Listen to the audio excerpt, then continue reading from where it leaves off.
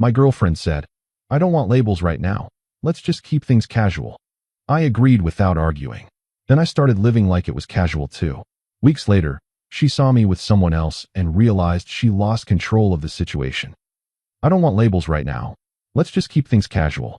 She said it like she was ordering coffee.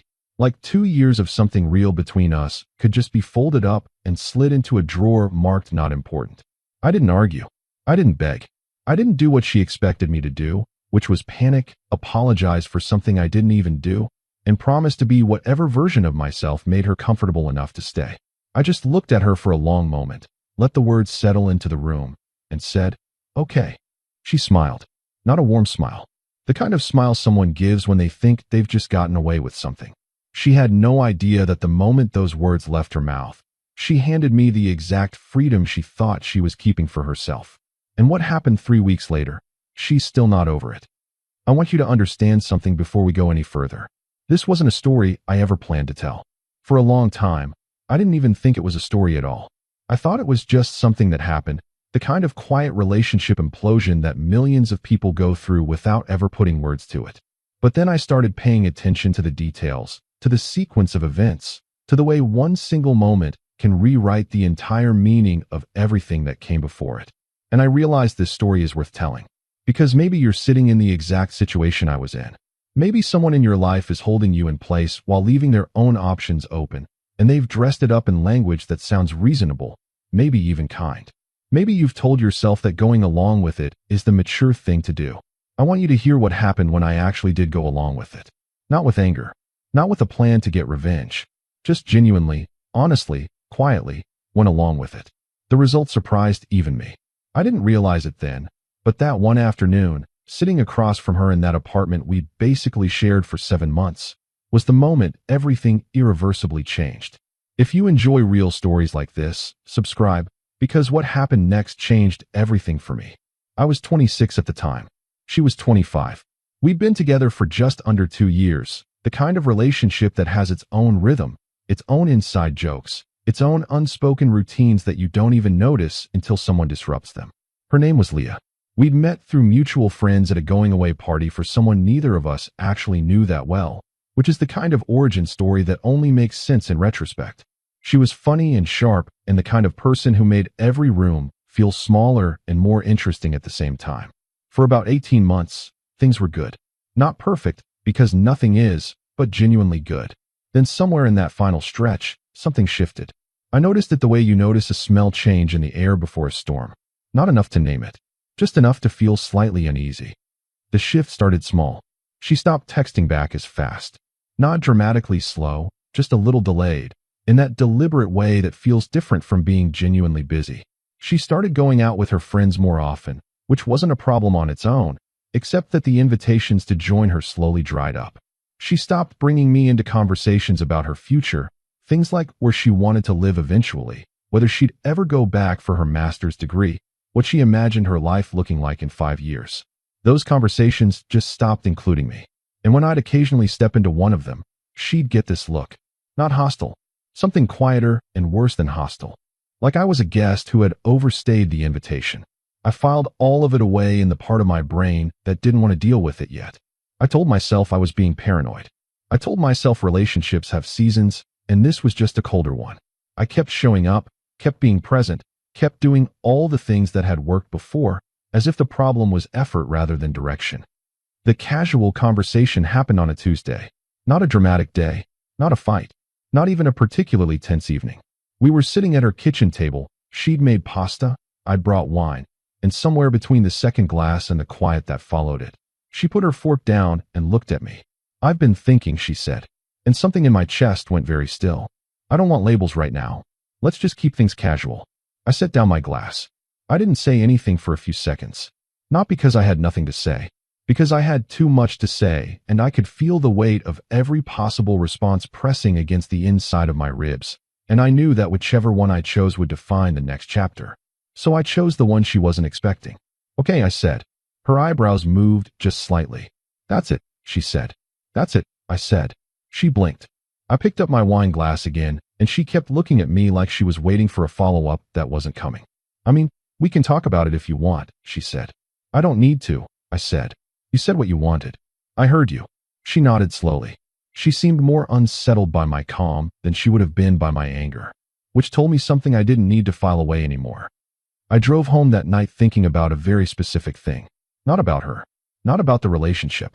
About a conversation I'd had with my older brother about 8 months earlier, when I casually mentioned that I sometimes felt like I was putting in more than I was getting back. He'd said something I didn't fully appreciate at the time. He said, "The moment someone stops matching your energy and you keep offering yours anyway, you're not being loving. You're being a resource." I laughed it off, told him he was being too harsh. But sitting in my car in the parking lot of my own apartment building, I understood exactly what he meant. I had been a resource. Reliable. Available. Consistent. And consistent resources don't get valued. They get managed. The casual request wasn't about freedom. It was about management. She wanted to keep me close enough to maintain the comfort, while creating just enough distance to keep her options open. I understood that clearly now. And what I decided, in that parking lot, on that Tuesday night, was that I was going to take her at her word. Completely. Thoroughly. Without a single complaint. If casual was what she wanted, casual was what she was going to get. The first thing I did was genuinely nothing dramatic. I didn't make a list. I didn't sit down and strategize. I just stopped being the person who always initiated. The next morning, I didn't text her the usual good morning message I'd been sending almost every day for 2 years. I made coffee. I went to the gym. I came back and made breakfast. I sat on my own couch in my own apartment and felt something I hadn't felt in a long time. Space. My own, uninterrupted, nobody needs anything from me space. It felt strange for about 2 hours. Then it felt like something I'd been quietly starving for. She texted at 11:42 a.m. "Hey, everything okay?" I looked at the message. Thought about it. Responded at 12:15 p.m. "Yeah, good morning. Busy day? Hope yours is good." Brief. Warm but not eager. No questions that required a response. She replied with a thumbs up emoji, which was fine. I put my phone face down and didn't look at it again for 2 hours. That was day 1. By the end of the first week, I noticed something. I had more time than I knew what to do with. Not because anything had dramatically changed, but because I'd been unconsciously organizing my days around her availability. Keeping evenings open just in case she wanted to hang out. Checking my phone during work because I'd trained myself to respond to her quickly. Mentally running through plans and then editing them based on whether she might want to be included. Without all of that, my weeks suddenly had edges. Clean ones. I started filling them. I went back to a hobby I'd basically abandoned when the relationship got serious. Photography. Not professionally, just wandering around with a camera, looking at things slowly. It sounds minor. It wasn't. There's something deeply restorative about doing something that has no audience. Something you're doing for the pure, unobserved pleasure of it. I'd forgotten what that felt like. She called on Friday night. "Are you busy?" she asked. "I was about to head out," I said. "Oh, anywhere fun?" "Yeah, meeting a few people for drinks downtown." Pause. "Which people?" "Old college friends. Connor, Ben, a few others." She made a small sound. Neutral, but I'd known her long enough to know it wasn't actually neutral. "Cool," she said. "Have fun." "I will," I said. "Talk soon." I hung up. Then I grabbed my jacket and went out exactly as I'd said I would. That's the part she may not have expected. That I wasn't performing casualness. I was actually living it. Connor and Ben had been my closest friends since sophomore year of college, and somewhere in the last 18 months, I'd let those friendships go quiet in that slow, unintentional way that happens when a relationship takes up most of your social bandwidth. That Friday was the first time the three of us had actually sat down together in nearly 5 months. We went to a bar we used to go to all the time, ordered too many appetizers, and talked for 4 hours straight. It felt like waking something back up. Connor kept saying, "You seem different." I asked him what he meant. He said, "Lighter. You seem lighter." I thought about that on the drive home. He was right. I did feel lighter. And that, more than anything else, told me something important about what the relationship had quietly been costing me. The second week is when things started getting interesting. Not because anything explosive happened. Because I started noticing the calls. She was calling more. Not a lot more, not obviously more, but enough that I noticed the pattern. 2 calls where there'd usually be 1. Texts that were softer than usual, warmer. Questions about what I was up to, framed in that casual way that isn't actually casual at all. I answered honestly and cheerfully every time. Never cold. Never pointed. Never in a way that would signal I was doing anything other than exactly what she'd asked for. Being casual. It seemed to bother her more than distance would have. The photography walks led me to a coffee shop I'd somehow never been to despite living in that part of the city for 3 years. Small place, good light, the kind of spot that's slightly too cool for itself, but not quite enough to be annoying about it. I started going there on Saturday mornings. That's where I met Zoe. Not in a planned way, not in a rebound way. She was sitting at the table next to me, working on something on her laptop, and she leaned over and asked if I knew the Wi-Fi password. I didn't. She asked the barista. Then she looked at my camera and asked if I was a photographer. I said amateur, and she said she was too, though she mostly shot film. We talked for maybe 40 minutes. It wasn't romantic, at least not in any intentional sense. It was just easy. The kind of conversation that has no agenda, no performance, no underlying negotiation. She was funny in a low-key, observational way. She was a graphic designer who'd moved to the city a year ago and still felt like she was figuring out which version of the city was hers. I understood that feeling completely. We exchanged numbers before I left, genuinely just because we both mentioned wanting to find people to do photo walks with. That was it. That was the whole thing. Or at least, that was how it started. I want to be honest about what was happening inside my head during all of this, because it would be easy to frame this as some calculated move, some master plan I was executing with cold precision. That's not what it was. The truth is I was genuinely processing. Every time I didn't text Leah first, it wasn't a tactic. It was me sitting with the discomfort of why texting her first had started to feel like a performance of devotion to someone who'd specifically told me she didn't want to be devoted to. Every time I made plans without checking if she was free, it wasn't punishment. It was me relearning what it felt like to be a person with a life, rather than an attachment point on someone else's. And every time I genuinely laughed with Connor, or wandered around with my camera, or had coffee with Zoe and talked about light and composition and city neighborhoods, I wasn't replacing Leah. I was remembering myself. That's a different thing. And the irony is that the more I remembered myself, the less I felt the specific, hollow ache I'd been carrying for months. Zoe and I did a photo walk the following Saturday. We spent about 3 hours walking a stretch of waterfront I'd shot a dozen times before, but somehow kept finding new angles in. She shot on a little 35mm film camera, old and battered, that had belonged to her grandmother. She said she liked not being able to see the results immediately. She said waiting for film to develop forced her to be more intentional. I asked her what she meant. She said, "With digital, you can take 100 shots and hope one's good. With film, you have to actually look at the thing before you press the button." I thought about that for a long time afterward, in a way that had nothing to do with photography. Leah called on that Saturday evening, just as I was getting home. "Hey," she said, "what did you get up to today?" "Photo walk," I said. "Good light down by the waterfront." "Alone?" Small pause from her. "With someone I met last week," I said. "She shoots film, actually, which is something I've been curious about." Another pause. Longer this time. "She?" Leah said. "Yeah, Zoe," I said. "She's a graphic designer. We met at that coffee shop on Mercer. Really knows her stuff about film photography." The silence on the other end of the line had a texture to it. "Oh," Leah said. "Is that a problem?" I asked. Not aggressively. Just genuinely. Because it wasn't a trap. It was an actual question. "No," she said, a half beat too slowly. "Of course not." "Okay," I said. "How was your day?" She gave a short, distracted answer. We talked for about 5 minutes, and then she said she'd let me go. I said goodnight. I put the phone down. I made dinner. I went to bed earlier than I had in months, and slept better than I had in even longer. The third week is when the temperature changed. She started showing up. Not dramatically. Not in an accusatory way. Just appearing in places she knew I'd be. She texted on Wednesday, asking if I wanted to grab dinner. I said I was busy, but could do Thursday. She agreed to Thursday immediately, which was faster than she'd agreed to plans with me in a long time. Thursday dinner was strange. She was warmer than she'd been in months. She touched my arm twice across the table. She laughed more easily. And somewhere between the appetizer and the main course, she started asking about Zoe. Not directly. In that sideways way that people ask about something they want information about, but don't want to seem like they want information about. "So you've been doing a lot of photography lately," she said. "Yeah, getting back into it," I said. "With that girl you mentioned?" "Sometimes," I said. "She's good company." Leah nodded. Her jaw was doing a thing it does when she's processing something she doesn't want to say out loud. I'd seen that particular jaw thing before. "Are you into her?" she asked, and I could tell it cost her something to ask it. I looked at her steadily.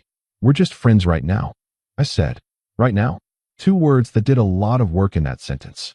I didn't add anything. She didn't ask anything else about it. But I could feel the question sitting between us for the rest of the meal, taking up more and more space. 3 days later is when it happened. The moment the whole story has been building toward. I hadn't planned it. That's important to say. I was at a farmer's market on Saturday morning, the one on the east side of the city that's been running every weekend for as long as I've lived here. Zoe had texted asking if I wanted to meet there because she'd heard about a vendor selling vintage camera accessories and she wanted to check them out. I said sure. We walked around for about an hour, bought coffee from a stand near the entrance, found the camera vendor, and at some point we were standing close together looking at a collection of old lens filters, and she said something that made me laugh loudly, the kind of laugh that startles you a little because you didn't expect it. I had my hand briefly on her shoulder. I was laughing. She was grinning. And that is the exact moment Leah walked by, with her friend Becca, looking directly at us. Time does that thing it does in high-stakes moments. It stretches sideways. I saw her before she saw me, I think. Or maybe we saw each other at exactly the same time. Her face did something complicated in a very short number of seconds. First, recognition. Then, something sharp, something I can only describe as a jolt. Then, a very deliberate attempt to look unaffected, which landed significantly short of the goal. Hey, she said, stopping. Hey, I said. I didn't step away from Zoe. I didn't change my posture. I didn't do anything except be exactly where I was, which was standing comfortably next to someone I was genuinely enjoying spending time with. This is Zoe, I said easily. Zoe, this is Leah. Zoe smiled. She had a natural, unguarded smile, the kind that makes people instantly comfortable. Hi, Zoe said warmly. Leah's smile was constructed. You could see the effort in it, like watching someone build a structure they weren't sure had the right foundation. Nice to meet you, Leah said. Becca said something forgettable about the market. We all exchanged a few lines of polite, completely hollow conversation, and then Leah said they should get going, and they left. She glanced back once. I saw it. I didn't react to it. And Zoe, who is perceptive in the way that quiet people often are, looked at me a few seconds after they'd walked away and said, "Is there a story there?" "There is," I said. "Do you want to tell it?" she asked. "Not today," I said. She nodded. She handed me a lens filter to look at, and we went back to doing what we'd been doing. Leah texted at 2:14 p.m. "Can we talk tonight?" I looked at it. Replied at 3 p.m. "I have some things going on this afternoon. Tomorrow evening work?" 3 minutes passed. "It's kind of important." I thought about that. "Tomorrow at 7 works for me. We can meet at that place on 5th. A pause. "Okay. I'm going to be honest about the 24 hours between that text and our meeting. I wasn't gloating. I want that to be clear. There's a version of this story where the narrator is triumphant and cold and calculating, and that version makes for good entertainment, but it wouldn't be the true version. The true version is that I spent part of that Sunday afternoon sitting with a cup of tea and actually thinking about what I wanted. Not what I wanted from the upcoming conversation, what I wanted from the rest of my life. Because the thing about the past few weeks was that they hadn't just revealed something about Leah. They'd revealed something about me. About how much of myself I'd quietly compressed to fit into a dynamic that was never actually equal. About how much energy I'd spent managing her comfort while neglecting my own. About how genuinely good it felt to be a person with time and space and interest in his own days. And I sat with a difficult question. Even if Leah came to that table tomorrow night with everything I'd been wanting to hear, was that what I actually wanted now? I didn't have a clean answer, but I sat with the question honestly. That felt like something. She was already there when I arrived. That was notable. Leah was characteristically, almost philosophically late to everything. Seeing her already seated, coffee already in hand, told me the conversation mattered to her in a way she was struggling to contain. I sat down, ordered, let the first few seconds of silence sit without trying to fill them. She spoke first. "I've been thinking," she said. "Okay," I said. "About what I said a few weeks ago? About the labels thing." "Okay," I said again. She turned her cup in her hands. "I think I said it wrong," she said. I waited. "Or I said it for the wrong reasons, maybe. I don't know. What were the reasons?" I asked. She looked up. "Honestly." "Yeah," I said. "Honestly." She took a breath. "I was scared," she said. "Of what?" I asked. "Of how serious it had gotten. Of how much I depended on you without realizing it. And then one day I realized it, and it freaked me out. I listened. So I thought if I could create a little distance, a little breathing room, I could figure out what I actually wanted without the pressure of it. By telling me it wasn't serious, I said. I wasn't trying to hurt you," she said quickly. I know, I said. And I did know. That's the part that's actually harder to process than if she'd been deliberately cruel. She hadn't been trying to hurt me. She'd been trying to manage her own fear, and I had been the most convenient thing available to manage it with. But here's what I need you to understand, she continued. I didn't expect you to just go. I didn't go anywhere, I said. I'm right here. You know what I mean, she said. I did. You stopped texting first, she said. You started making your own plans. You made friends with. She paused. You just seemed like you didn't need me anymore. She said that last part quietly, like it surprised her to say it out loud. Leah, I said. She looked at me. You told me you wanted casual, I said. I took you at your word. That's all I did. She was quiet for a moment. And the girl at the market? She asked. Zoe, I said. Is she? She's someone I enjoy spending time with, I said carefully. That's where it is right now. But it could be more, she said. It wasn't really a question. I don't know, I said honestly. I wasn't thinking about it in those terms. I was just living the way you asked me to live. She looked down. I didn't think you'd actually do it, she said. And there it was. The whole architecture of what had happened, laid out in one sentence. She hadn't thought I'd actually do it. She'd expected me to push back, beg for the label, make it clear that I was so invested, so dependent, so committed to her specifically that even when she downgraded the relationship, I'd stay fully in place. She'd expected to have all the freedom with none of the consequences. She'd expected me to hold the structure of the relationship in place while she decided whether she wanted to be in it. And I had refused to hold it. Not with anger, not with ultimatums, just by actually living the way she'd claimed she wanted. I want things to go back to the way they were, she said. Which version of the way they were? I asked. She frowned slightly. Before the casual conversation, she said. That version, I said slowly, had some problems in it too. I think you know that. She didn't deny it. The checking out, I said. The pulling away. That started months before the conversation. She nodded reluctantly. I know, she said. I stayed consistent through all of it, I said. I kept showing up. I kept trying to read the room. I kept adjusting. And then one day you told me officially that you wanted something less, so I gave you something less. And suddenly that was the problem. She didn't have an answer for that. She sat with it. I don't think you were trying to be cruel, I said. I genuinely don't. But I think you got used to me being the stable thing in your life while you figured yourself out. And that might have seemed fine from where you were standing, but it cost me something I didn't even fully notice it was costing me. What did it cost you? She said quietly. Myself, I said. Just me. The me that makes plans and goes places and has conversations that don't revolve around waiting to see if you're in the mood to be close. She was looking at me with an expression I hadn't seen from her in a long time. Something genuinely raw. Not performed. Not managed. Just real. I miss you, she said. And I believed her. That was the complicated part. I believed her completely. Because missing something and treating it well are two different things. And she'd been doing the first without the second for quite a while. I want to tell you about something she said about 15 minutes later in that conversation, because it reframed a lot of things for me.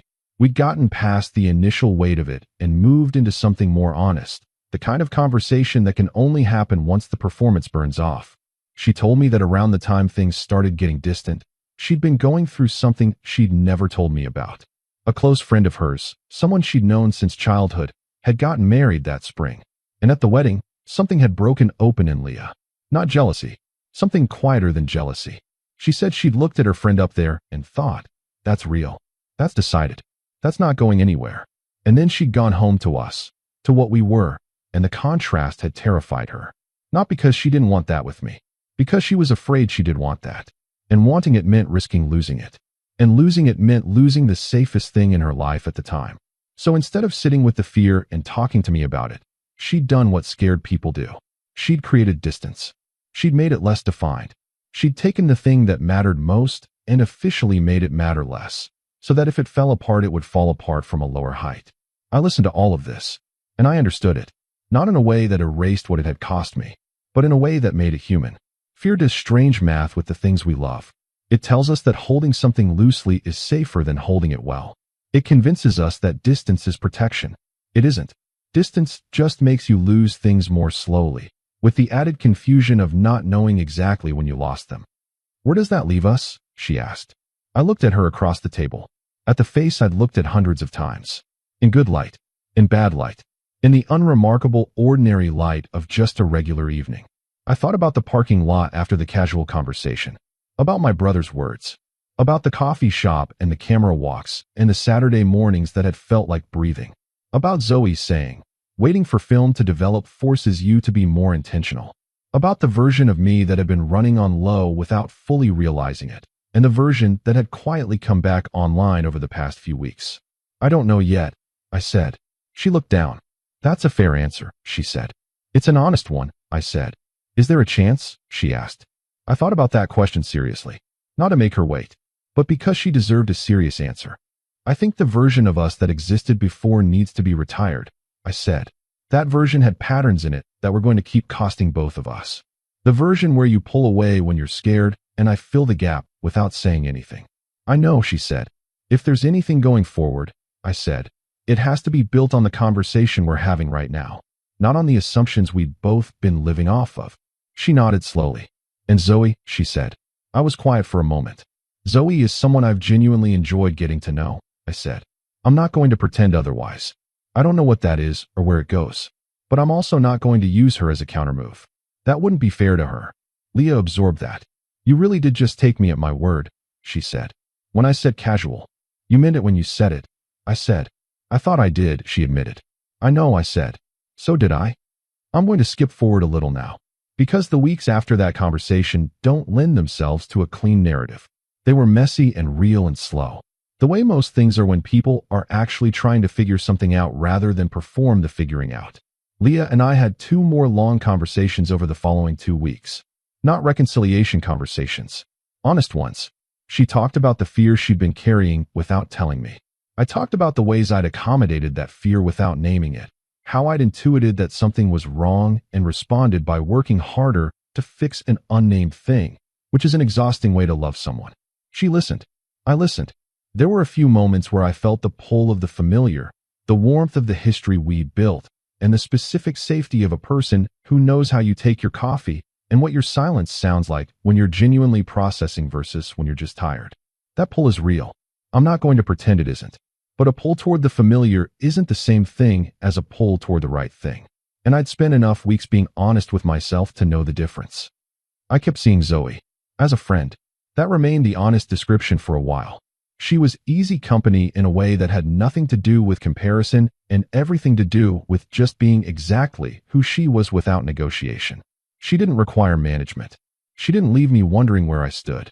She was present in a way that felt natural rather than strategic. Whether that turned into something more, that's a different story and one I don't need to resolve here.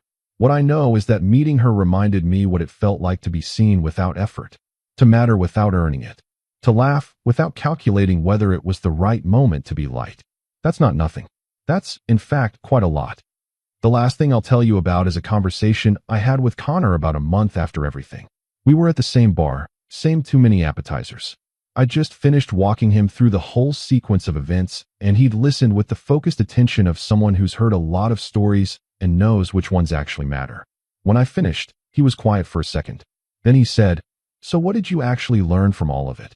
I thought about it. That the most powerful thing you can do when someone tells you what they want, I said, is believe them. He raised an eyebrow. Most people don't, I said.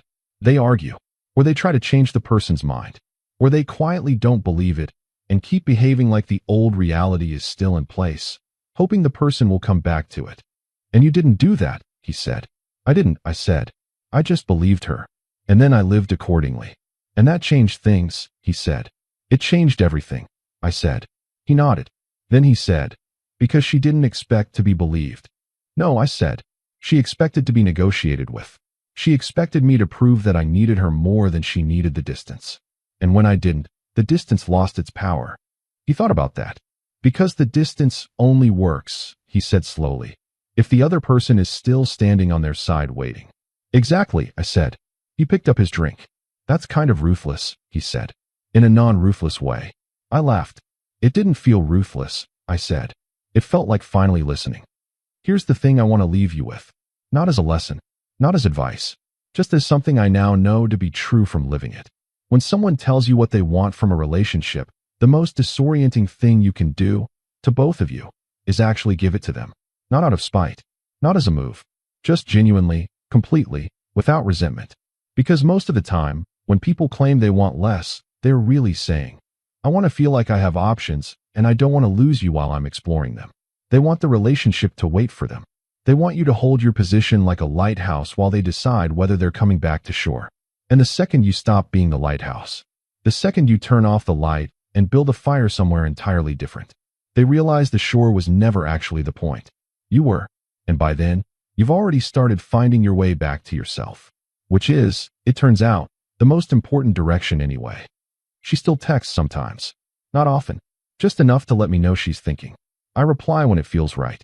I don't reply when it doesn't.